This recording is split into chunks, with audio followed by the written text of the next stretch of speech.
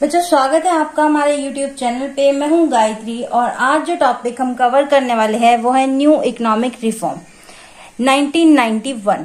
तो यहाँ पे new economic reform most commonly refers to LPG reform of 1991। यहाँ पे जो ये एलपीजी है वो किसके लिए स्टैंड कर रहा है? Liberalisation, privatisation and globalisation. ठीक है, लिबरलाइजेशन यानी कि रूल्स को हटा देना, ग्लोबलाइजेशन यानी कि सारे विश्व के जो भी इन्वेस्टर्स हैं यानी फॉरेन इन्वेस्टर्स को अट्रैक्ट करना। देन प्राइवेटाइजेशन क्या है? यहाँ पे जो प्राइवेट लोग हैं, जो प्राइवेट बिजनेसेस हैं, उनके लिए क्या करना? गेट्स ओपन करना। अब ये किया क्यों गया? ताकि इंडिया की जो कमांड इकोनॉमी है उसको क्या किया जा सके? मार्केट ओरिएंटेड सिस्टम बनाया जा सके। क्योंकि यहाँ पे क्या हो गया था 1991 के टाइम पे इकोनॉमी बहुत ज्यादा एक ग्रेट डाउनफॉल देख रही थी। तो this reform aimed to end up the licence raj, attract foreign investment, reduce poverty, increase economic growth by opening the economy to private and foreign player. यानी प्राइवेट जो इंडियन प्राइवेट लोग हैं उनके लिए और जो फॉरेन प्लेयर है, जो फॉरेन इन्वेस्टर है, उनके लिए भी गेट्स क्या किए जाए? ओपन किए जाए। Deregulating industry and promoting global integration. Basically global integration यानी कि ग्लोबली हम क्या कर सके? अपनी चीजों को बेच सके और खरीद सके। नाउ नेक्स्ट है हमारे पास इसके की कंपोनेंट्स ऑफ द 1991 रिफॉर्म। सबसे पहले है लिबरलाइजेशन। लिबरलाइजेशन क्या है? सिंपली जो रूल्स और रिस्ट्रिक्शंस थी गवर्नमेंट के थ्रू लगाई गई बिजनेसेस के लिए, उनको क्या कर दिया गया? रिड्यूस कर दिया गया। ठीक है, जो कंट्रोल था गवर्नमेंट का उसको कम कर दिया गया और बिजनेस को क्या कर दिया गया? एक तरीके से फ्री कर दिया गया। सबसे पहले इसमें industrial licensing abolished. Most industries were free from the requirement for government licence. Government licence की जो रिक्वायरमेंट थी उसको क्या कर दिया हमने? यहाँ पे हटा दिया एक तरीके से। बहुत सारी इंडस्ट्रीज अब ऐसी हो गई थी जिनमें लाइसेंस की जरूरत ही नहीं थी। Trade policy reform, encourage import and increased exposure to global market. तो यहाँ पे क्या करा? इंपोर्ट्स को एनकरेज करा और इंक्रीज क्या करा? Global market exposure. नेक्स्ट है हमारे पास प्राइवेटाइजेशन। प्राइवेटाइजेशन नाम से ही पता चल रहा है, यहाँ पे क्या कर दिया गया? प्राइवेट कंपनियों को, प्राइवेट सेक्टर्स को क्या कर दिया गया?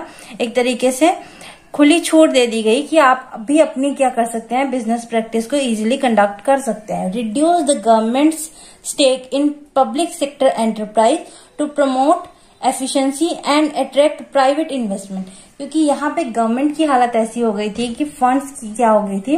शॉर्टेज हो गई थी। तो यहाँ पे प्राइवेट इन्वेस्टमेंट्स को क्या करना पड़ा? इंक्रीज करना पड़ा। नेक्स्ट है हमारे पास ग्लोबलाइजेशन। ग्लोबलाइजेशन क्या है? Open the Indian economy to international flow of capital, technology and goods. तो यहाँ पे क्या करा? फॉरेन इन्वेस्टमेंट को बेसिकली इंक्रीज किया गया। Increase foreign investment, attract foreign institution investors and open domestic capital market. ठीक है, हमारी जो इंडियन इकोनॉमी बूस्ट हुई है 1991 के बाद, वो फॉरेन जो इन्वेस्टमेंट है उसकी हेल्प से ही हुई है। Foreign exchange reform, devalued the rupee and move toward a market determined exchange rate to manage the balance of payment crisis. तो बैलेंस ऑफ पेमेंट क्राइसिस को मैनेज किया गया इंडियन रुपी को डिवैल्यू करके। नेक्स्ट है हमारे पास ऑब्जेक्टिव्स ऑफ द रिफॉर्म। अब इसके ऑब्जेक्टिव्स क्या थे? ये सब किया क्यों? सबसे पहले है स्टेबलाइज द इकोनॉमी। क्योंकि इकोनॉमी जो थी वो बहुत ज्यादा गड़बड़ाई हुई थी उस टाइम पे, तो उसको स्टेबल करने के लिए ये एक्शंस लिए गए।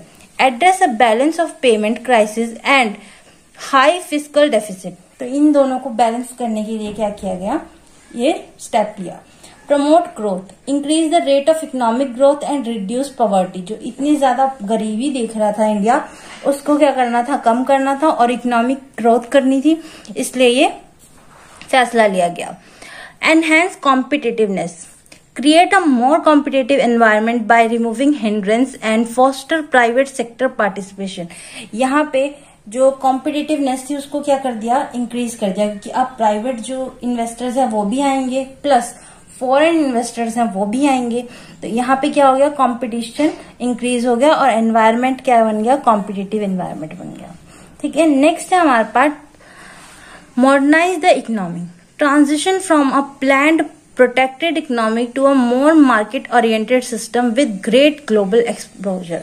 यहाँ पे क्या हुआ कि प्लान जो थी करी जा रही थी, पहले इकोनॉमी को बहुत ज्यादा प्रोटेक्टेड रखा गया कि ये नहीं करना वो नहीं करना। यहाँ पे एकदम से सारी हिंड्रेंस, सारी रिस्ट्रिक्शंस को क्या कर दिया, हटा दिया। किसके रास्ते से, प्राइवेट इन्वेस्टर्स और फॉरेन इन्वेस्टर के रास्ते से। अब वो इजीली अपने पैसा क्या कर सकते थे, इन्वेस्ट कर सकते थे।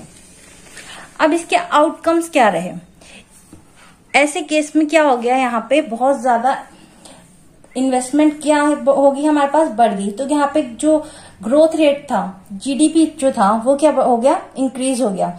ग्रॉस डोमेस्टिक प्रोडक्ट जो था वो हमारा इंक्रीज हो गया। The economy saw significant increase in GDP growth averaging 7% between 1991 to 1994।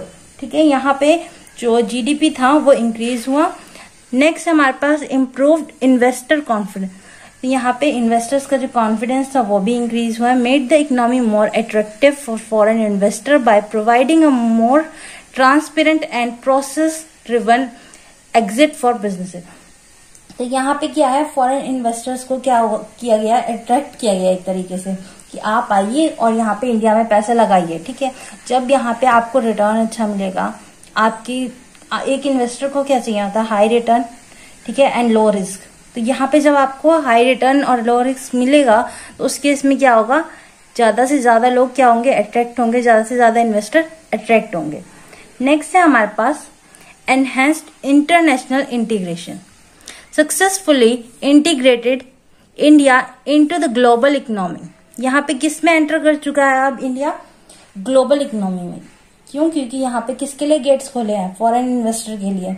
Foster greater trade and investment, तो यहाँ पे क्या हो गया, ग्रेटर ट्रेड और इन्वेस्टमेंट, इन्वेस्टमेंट भी बढ़ गई और ट्रेड भी बढ़ गया। अब कंक्लूजन देख लेते हैं। It can be concluded that new economic reform is India's LPG reform in 1991 which introduced liberalization, privatization and globalization to foster economic growth by ending the license raj। तो यहाँ बेसिकली क्या कंक्लूजन निकल के आ रहा है कि जो एलपीजी रिफॉर्म है 1991 वही क्या है, न्यू इकोनॉमिक रिफॉर्म है, जो कि क्या कर रहा है, लिबरलाइज कर रहा है, प्राइवेटाइज कर रहा है, ग्लोबलाइज कर रहा है इंडियन इकोनॉमी को, ताकि क्या कर सके, वो ग्रो कर सके। और किस तरीके से, लाइसेंस राज को खत्म करके। ठीक है, तो ये था हमारा new economic reform. I hope आपको समझ आया होगा। Thank you.